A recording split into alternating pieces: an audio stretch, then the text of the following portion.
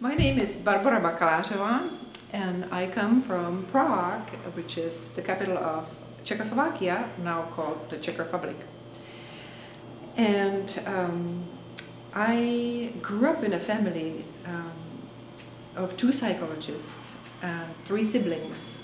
And what was unique about my family was the emphasis on experimentation and playfulness and open mind. And that stayed with me throughout my life. I moved to the United States, actually to the West Coast, 33 years ago. And being surrounded by nature fostered this openness and curiosity and creativity. So in my work, in my photographic work, I also include nature and its patterns. And I want to say I'm very grateful to be a member of New Zone Gallery here in Eugene, Oregon.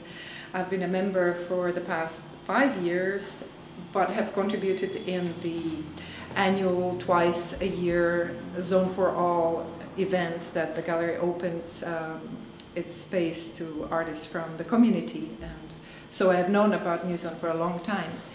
And this year I've been fortunate to rent this space and show a larger body of my work, which includes pieces that are a number of years old, and some pieces are only a few weeks old. Since I experiment all the time, there's new ideas and forms that are coming up. And this particular show is called Realms of Form, Feeling and Fantasy. And we can take a look at some of the pictures that reflect that. They actually all do in one way or another. Some pictures have all three terms or all three realms in them.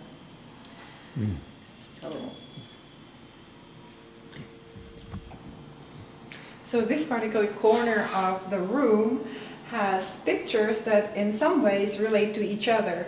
On top there is the classical nude in orange colors that is very sensual and beautiful, and underneath we have the skin of a snake that I found on the Umpqua River one summer, and the female and the serpent are often put together, and I have put them together here because there is a resonance or echoes in the shapes that both of these pictures carry. To the right here we have a black and white picture named Out of Eden, and in some ways that goes back to the serpent and the female, but one can say it's accidental, but I like to put them together here. Next one is the starry sky, which is one of my recent experiments of coloring a photograph with inks and other mediums. This is actually a reflection in the water, and what appears as stars are pine needles that are in the water.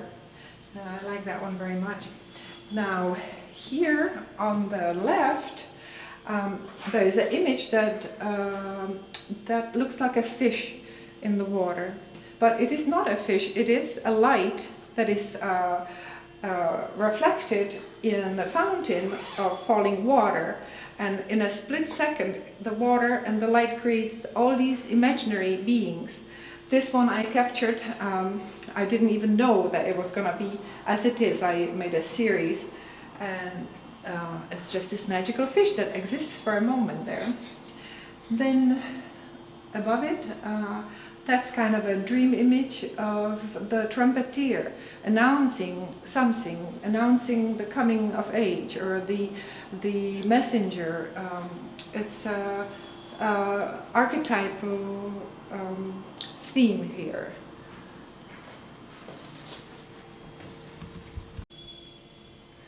So this is the largest piece in the exhibit, and it's really special. It's called The Forms. And in it, you see a pressed skunk cabbage leaf that I collected last year and was making an experiment how this very juicy leaf is going to become flattened and dry. And I succeeded. And then when I was taking it off the surface, it tore. And so there was an opening. And into that opening came another form, which is the human form. And together it works really well. I have had a gallery visitor who asked me about this piece and whether it's archival. And I responded, well, when you think about it, what is archival in life? Everything transforms and changes, and surely enough, this leaf too will change through time, and it might be interesting to watch. There might be bugs eventually that come, and this piece is a living piece. And so not archival, and the lady had this moment of metanoia, thinking, oh, that would be a great piece to have in my living room and watch it go through these changes. So that made me happy. So this year I'm going to go and collect more leaves in that very spot where I got this one, and perhaps do even larger piece, like multiple images with multiple leaves. I'm always inspired by nature, and I always collect from nature. There are also pieces here in this exhibit that have natural objects.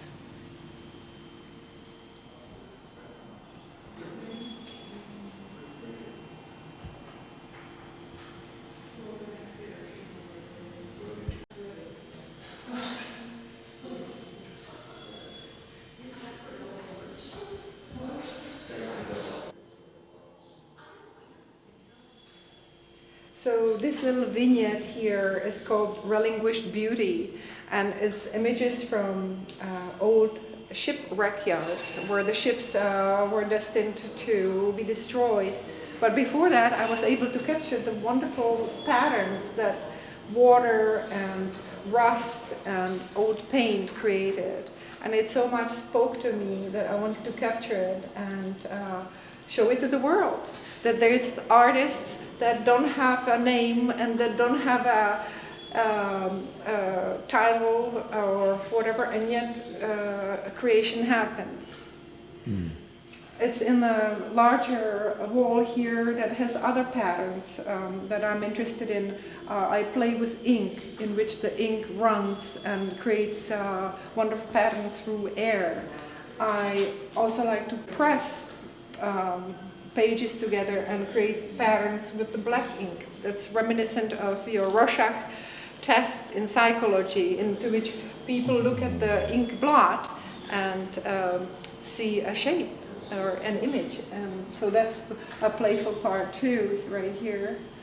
And then a collection of flowers with colored backgrounds that I painted and put behind the plants, behind the flowers, to give them a nice background.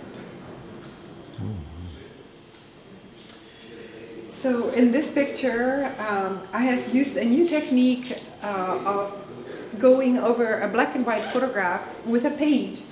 And as I was doing it, I was coming across different versions of possible shapes created by the paint and possible palettes created by the paint. And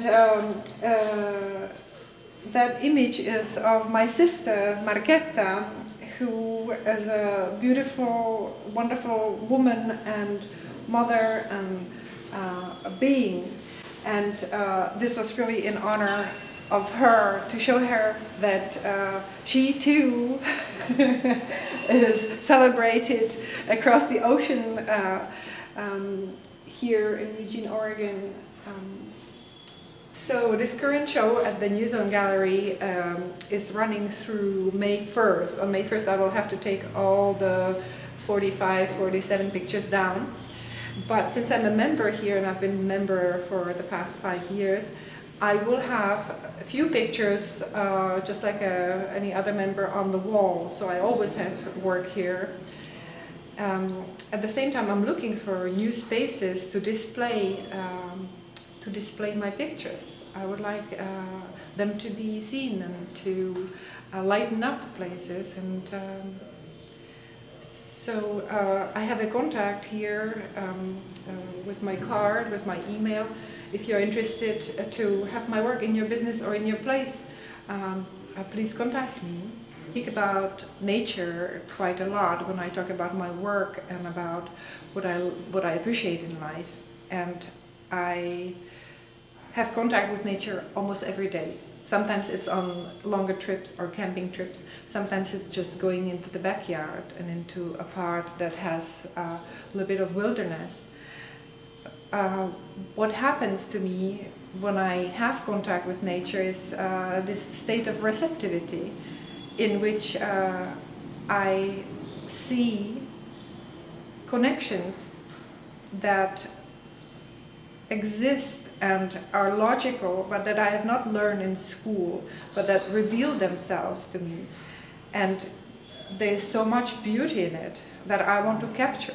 And once I capture it, I put it into a connection with something else that I have already discovered or that I have imagined.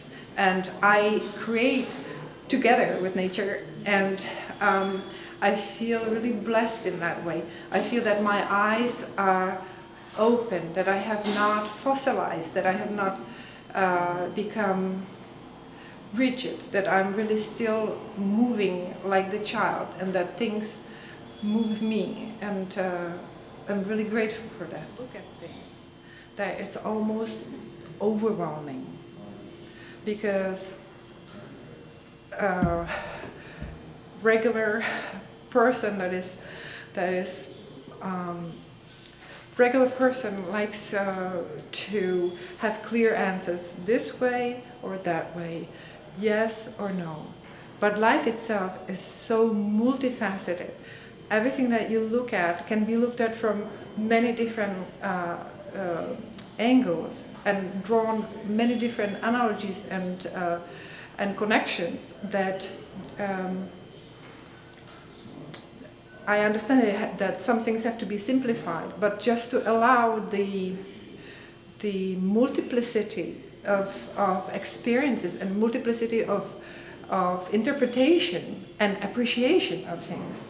I mean, someone can say, you know, well, that's a dead thing that I would never touch. Okay, that's just one. It's not wrong or right or here or there, but it's just one way of looking at things.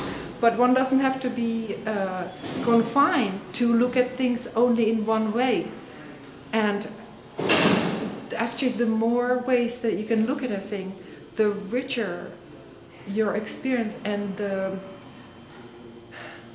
the greater your mind will become to experience the rest. Yeah. So, thank you. Thank you. This is quite a picture. Yeah.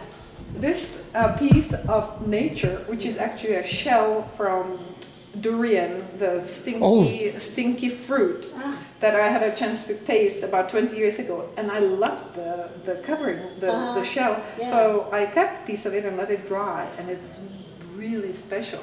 Yeah. And that's an egg. And I thought, whoa, one evening I was playing with objects because I like doing that too. And I thought, this gives me a kind of a feeling that I don't have a name for, because the egg is, you know, round and whole, and this is pokey. Yeah. And this is wood that is again already dried up, and this is an egg that has the potential of life. It's like the great potential, and yet this is a little precarious, you know, sitting on there. So